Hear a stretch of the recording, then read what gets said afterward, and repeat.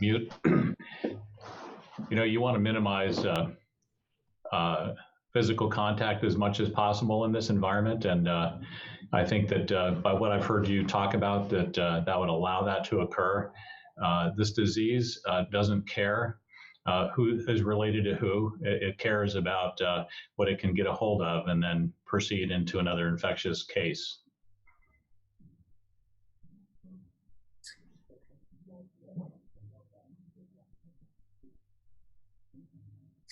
Did you want me to give more than that, or are we just responding to this particular question?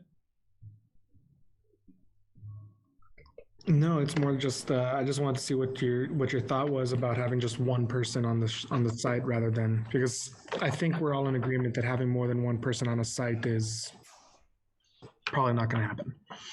I fully support that. Okay. Rita? Yeah, I do just think I think it's a massive slippery slope, because I think there are construction workers that are not related but live together, and so then that becomes, I think that's the justification for father-son. But if it's then, what about my roommate? We both live together and work together. So I do think it is just a massive slippery slope that would preclude any enforcement, really. Okay. And it sounds like the YouTube channel is finally up and running. So, in my opinion, we can hold the line on one person. We do realize how hard this is. We don't take these decisions lightly. We understand that this is people's livelihoods, and that really it's a big burden. So this is a way to at least allow some of the work to still continue in as safe of a way as possible. Lauren. Thank you. I also wanted to add that the order is, it says it's in effect essentially until it's rescinded. I know the Board of Selectmen, the Select Board is going to be revisiting on a week-to-week basis. I forget, starting April 1st, April 3rd, I think April 3rd. And so, I think that information will be developing to help and analyze whether it's appropriate for this order to continue as well. And that we also are continuing to get guidance every day from both the state and the federal government. And I think that Mr. Shaw has been really terrific about explaining the risks, in particular for Nantucket, if this construction ban is lifted, because in addition to the risk of additional people, maybe transmitting to one another, it's also the risk of that the hospital wouldn't be able to handle other types of needed emergency responses, such as to injuries. So, I think what you're proposing is that an individual can continue to do minor work on a minor job site or at their own home by themselves, and that in an unoccupied location, and that will ensure that people aren't transmitting from one person to another, at least to the best of our knowledge right now. And that's based on all of these conclusions, and all the whereases are all based on the information that you've already been digesting. So the only new thing here is that we included the rationale and justification for the decisions that have been made, so that people can look at it and kind of see in one place, okay, this is why, this is why we're doing what we're doing here. Steve. Yep. Have we had any pushback from anybody in the construction business, or does everybody seem to be going along with the order? Roberta? We've definitely had some pushback.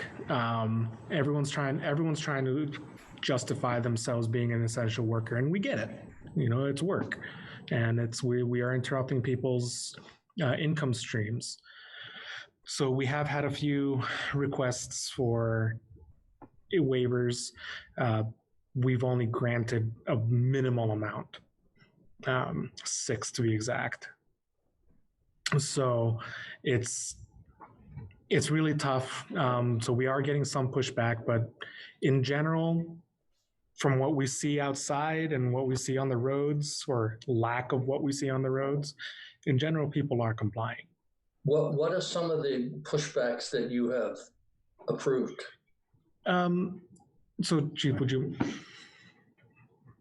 Yeah, most of the waivers have involved where somebody either had a roof opened up on a house that had a finished interior and they needed to get it, they could assure us they could finish it within a day to prevent any damage. Or we had a couple of foundation issues where one in particular where a gentleman had a large amount of dirt that he had taken out of his foundation. It was piled up next to the open hole. And the big problem was the weather was coming in on it. If he wasn't able to put walls up, it was just going to go back into the hole. So we allowed him to move the pile further away from the hole.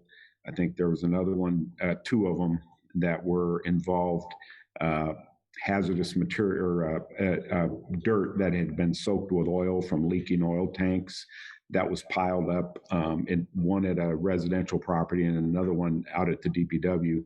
We allowed the hazardous waste haulers to come in, load that dirt, and haul it off island during the waiver or during the construction ban. Thank you.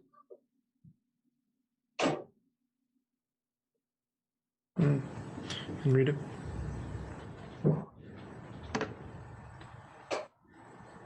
I just wanted to ask, and I don't know how much the other Board of Health members have been hearing, but there's the pushback that I've been hearing is the whose order supersedes whose in terms of the state over the select board.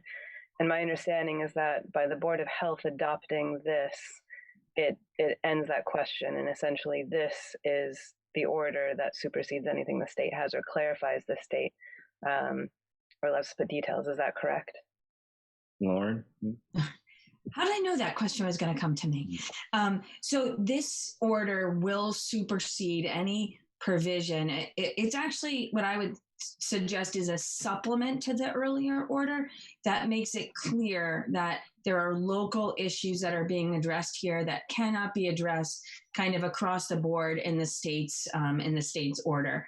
And where the Board of Health has authority under state law to regulate infectious disease, it seems in infectious disease situations, circumstances, it seems to me that having the board do this as a supplement is underscoring that this is, in fact, the local law for the time being, and that if and when the Board of Health and the Select Board decide that it's appropriate to lift it, then if there was something less significant imposed by the state, then they would go back to the less significant order.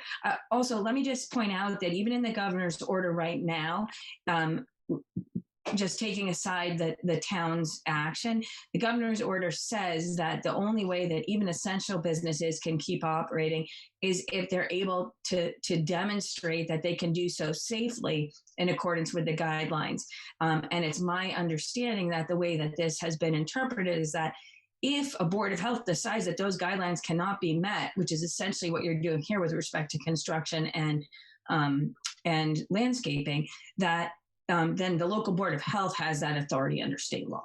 So essentially the governor's is kind of intended to provide uniformity, to provide access for companies and workers that in particular areas of business, but that doesn't take away from the board's ability to say, well, here, that's actually going to be exceptionally dangerous. And I think you've heard Mayor Walsh in Boston, for example, say he doesn't have the staff to enforce. And so he doesn't have the inspectors, he doesn't have the police staff.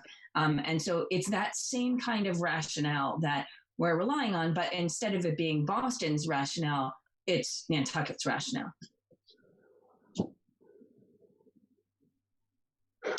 Rita?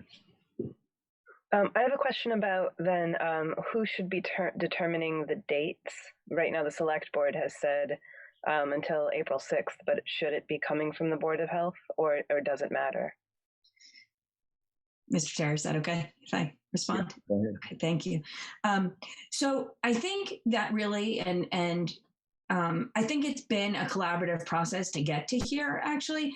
And I don't think any of this would have happened without both, aspects as well as the public safety aspect all being considered. I think the select board has already said that it intends to relook at things at April 6th, and certainly the select board's action would be informed by the Board of Health and and Roberto's position on these things. So in some ways they're involved, and even at the bottom of the order, we have included that the Board of Selectmen, the Select Board, the Chief, the Town Manager, and other staff are also, have taken actions that's action consistent with this order. So short answer, or the direct answer, I guess I should say, is that I really think the two are intertwined, and they'll be informed by each other's position and the information that we get between now and then. Certainly the select board is trying to look at this from the broadest angle, and so it's taking into account things that are not necessarily right in front of the Board of Health. Okay, so there's no sort of process is required. Which board says the date first? Not under state law, no. Okay. Bill? Yeah, Steve, I think everything Lauren told us about how this order, the legal ability about it. I think one thing that's important to understand is how this group or this list come about to begin with. And this has kind of been pretty misunderstood. But the Department of Homeland Security issued directives to the states that provided a list of essential services. And what happened was the Commonwealth adopted that list as the list of essential services with little or no modification to it. What was never mentioned was the cover letter to the federal government's guidelines says this specifically. Decisions informed by this list should also take into consideration additional public health considerations based on the specific COVID-19 related concerns of particular jurisdictions. That sentence was missing from the governor's order, or it was written in such a way that only Lauren could really understand it. She sorted it out for us, and I think we're on good standing, and we're definitely consistent with what the federal government's guidelines are regarding these types of things.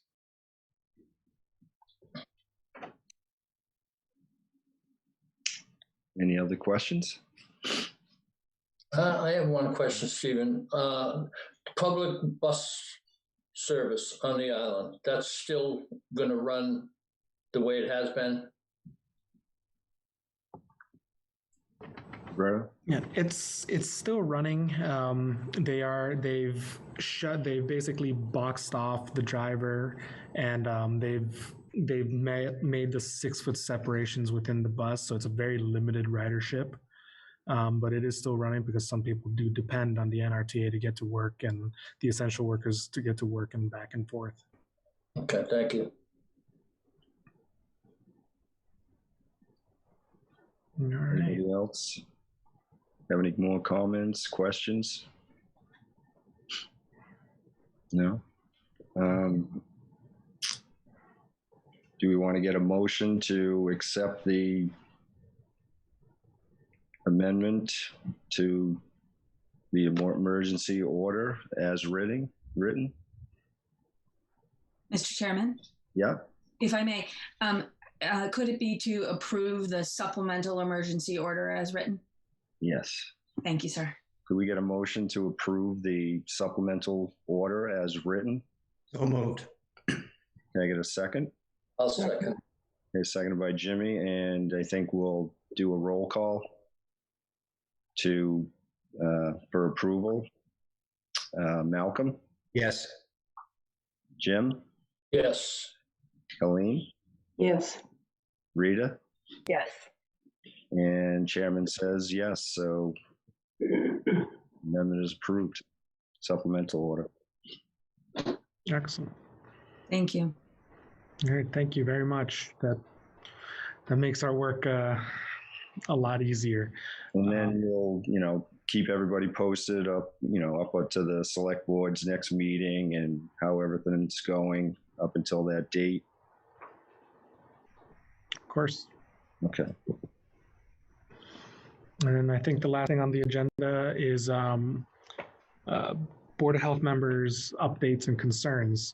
We have this on here if there's anything that is specifically coming up that you want us to look at a later meeting, or you want us to look at as the emergency management team as well.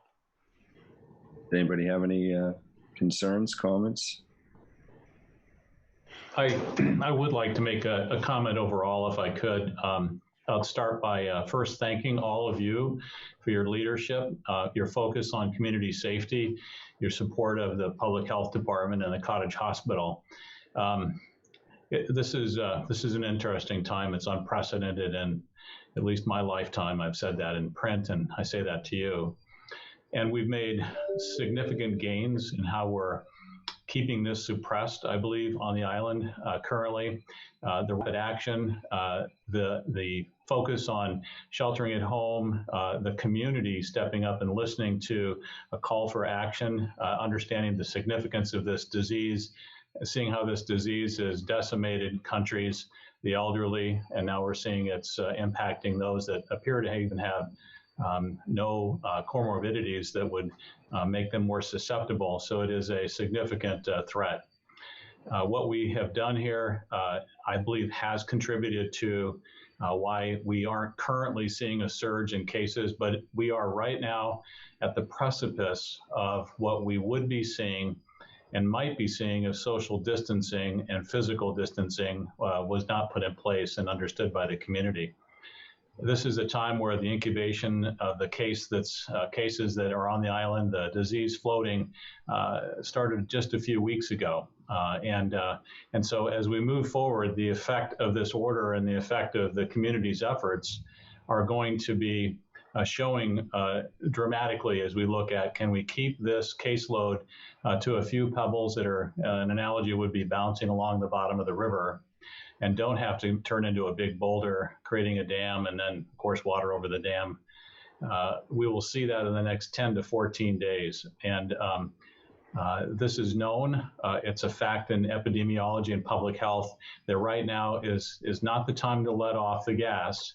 It's actually time to double down and look at this very significantly, how you distance yourself at home, physical distancing, how you wash your hands, how you minimize contact in the public is going to define exactly what occurs on this island in the next 10 to 14 days. We've been doing significant preparations at the hospital. I can say that I've never worked with a more focused and dedicated team of professionals that you've gathered here, your family, your friends, people from off island that come and live and work here. They are ready. I've never seen a facility more ready for what we don't want to have happen. So I thank you for your actions, and I open any questions. I'm open for any questions and any assistance we can provide. But thank you. I say stay the course. Thank you, Gary, for everything you and the staff has done. And I've been out there and seen it. I think we're all doing what we need to do to keep the island safe. Absolutely. Thank you very much. Anybody else have any questions for Gary or anything? Just a thank you. You've stepped into this position at perfect timing, I think. So thank you. And I had to go to the hospital for something not related to that, and I was really impressed with how the staff was dealing with it. So big thank you. I'll pass that on and thank you. This is your hospital, and we want to make sure that we do the best we can now and in the future.